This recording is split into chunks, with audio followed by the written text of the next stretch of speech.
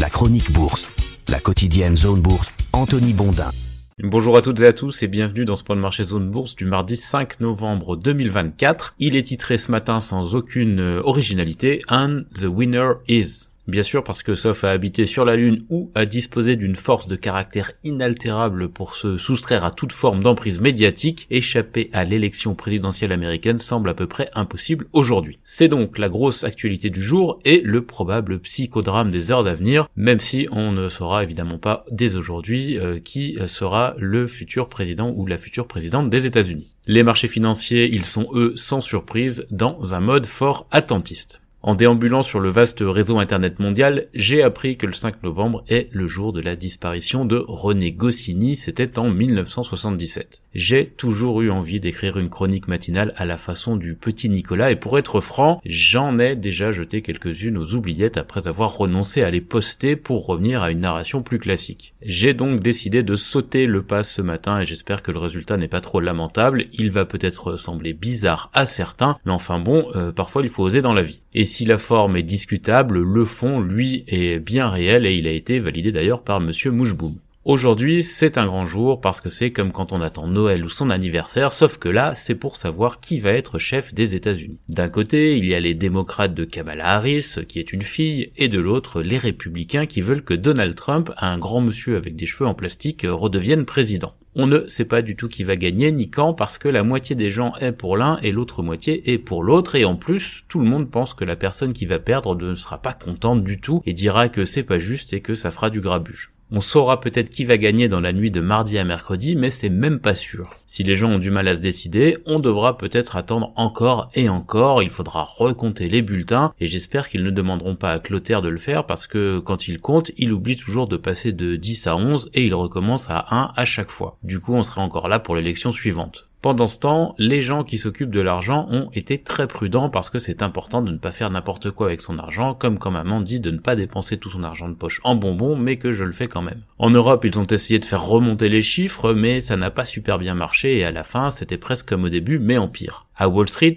ça c'est en Amérique, c'est pareil, ils ont fait attention et les chiffres ont un peu baissé. Il y a une entreprise qui s'appelle United Health qui n'a pas aidé, et puis il y a Intel et Dow qui vont partir, et à la place, il y aura Nvidia et Sherwin-Williams Company. C'est un peu compliqué et ça a fait des dégâts. C'est comme quand la maîtresse punit Eudes Rufus en leur disant d'aller voir dans le couloir si elle y est, alors que, non, elle est pas dans le couloir la maîtresse puisqu'elle est dans la classe. Eudes Rufus, ils sont parfois un peu bêtes. Maintenant, je vais vous dire des choses que des gens importants ont calculées sur les élections américaines et la bourse, mais attention, ils expliquent que c'est pas parce que c'est déjà arrivé que ça va arriver à nouveau. Ils sont marrants, les gens qui s'occupent des sous, ils essayent toujours de faire croire qu'ils savent ce qu'ils font, mais ils commencent par vous expliquer pourquoi ça risque de pas marcher. Et là, écoutez bien parce que la maîtresse, elle a dit qu'il fallait savoir ça par cœur. En général, quand c'est l'année des élections, la bourse, ça monte plus souvent que ça descend. C'est un peu le contraire de mes notes en composition. Et si les chiffres montent juste avant l'élection, souvent, le camp du président en place gagne. Et puis quand les démocrates sont présidents, la bourse ça va mieux que quand ce sont les républicains, mais ça c'est pas toujours aussi simple et ça fait enrager les républicains et parfois il y a des problèmes qu'on n'attend pas,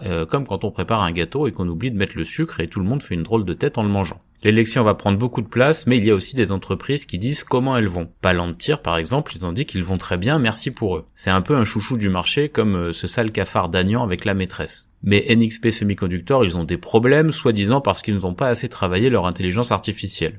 On a aussi plein de nouvelles avec des pays. La Chine est pas contente parce que l'Europe lui fait payer plus cher ses voitures électriques. Elle a même rapporté à l'OMC, alors que papa dit toujours que rapporter c'est très mal, sauf quand c'est pour dénoncer le voisin, monsieur Blédur. Mais sinon, leurs chiffres à eux en Chine, ils vont mieux, surtout dans les services. Le directeur, il a dit que c'est parce que les chefs de la Chine ont envoyé plein d'argent pour que tout aille mieux partout dans le pays. En Australie, personne n'a osé toucher à un truc qui s'appelle le taux directeur, probablement parce que le bouillon le surveillait. Et puis papa n'est pas très content parce que le pétrole est devenu plus cher. Il a dit un truc sur l'OPEP, l'Iran, Israël et sur l'essence de l'automobile, et puis il a crié un des mots que j'ai pas le droit de dire parce qu'il s'est coincé le doigt dans la portière. Dans les pays où les gens se réveillent très tôt le matin, la bourse ressemble à nos parties de cache-cache, ça part dans tous les sens et à la fin on retrouve Alceste dans la classe en train de manger des tartines. Et ben là, à Hong Kong et en Chine, ça va très bien, mais en Inde et en Corée, c'est moins bien. Chez les Japonais, la bourse monte parce qu'elle s'est bien reposée hier vu qu'elle était fermée et en Europe, on ne sait pas trop où ça va ce matin. Voilà, j'en ai terminé avec cette chronique dans le style du petit Nicolas, j'espère que ça ne vous a pas trop saoulé. On continue avec une narration un peu plus classique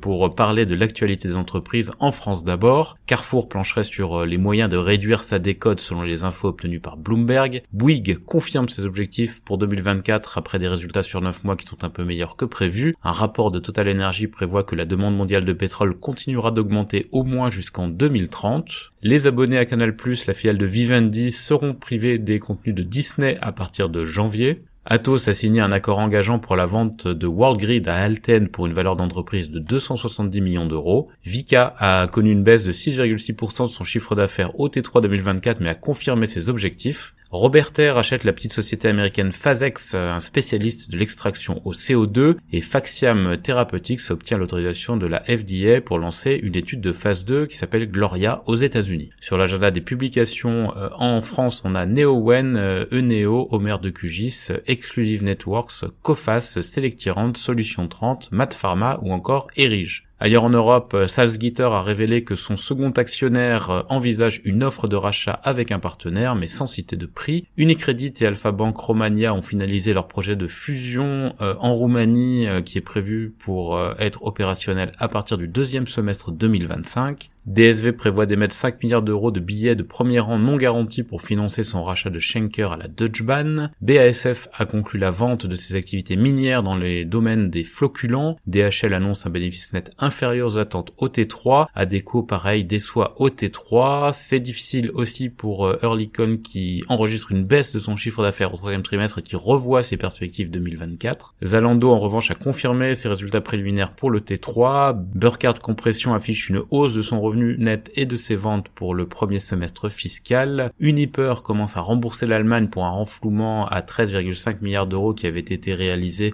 lorsque les prix du gaz avaient flambé. Schindler débutera son programme de rachat d'actions le 6 novembre et Swedish Orphan Biovitrum a nommé David Mick, qui est notamment passé par Ipsen auparavant, comme président de son conseil d'administration. Parmi les résultats du jour en Europe, donc DHL, Coca-Cola Euro-Pacific Partners, Bayer, Coloplast, Ørsted, Associated British Foods, Vestas, Uniper, AIB, Bouygues, Fresenius Medical Care ou encore Inuit. En Amérique du Nord, les sociétés qui progressent hors séance après leur trimestriel, on a donc Palantir à plus 14% et Vertex qui gagne seulement 2%. Celles qui reculent, NXP Semiconductor moins 6%, Win Research moins 3% et Illumina moins 2%. Bonne nouvelle du côté de Boeing et de l'aéronautique en général, les employés du groupe acceptent le troisième plan soumis par la direction et ont cessé leur grève. Les investisseurs ont retiré plus de 53 milliards de dollars de la division obligataire de Franklin Resources après la révélation d'une enquête fédérale sur le co-chef des investissements de la société.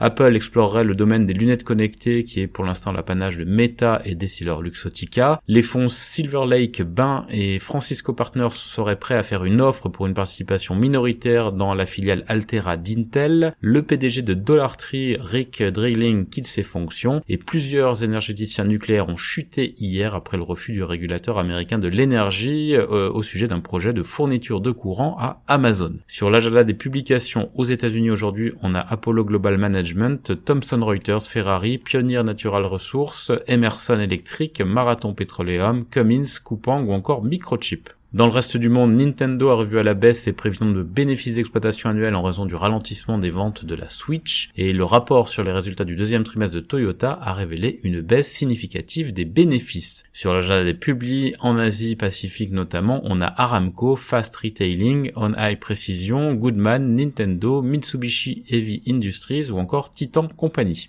Voilà, c'est terminé pour ce point de marché du jour. Il y aura une petite coupure de 2 jours dans la chronique audio, mais Jordan Dufay assurera la chronique écrite pendant mes 2 jours d'absence. Je vous souhaite une bonne journée à toutes et à tous.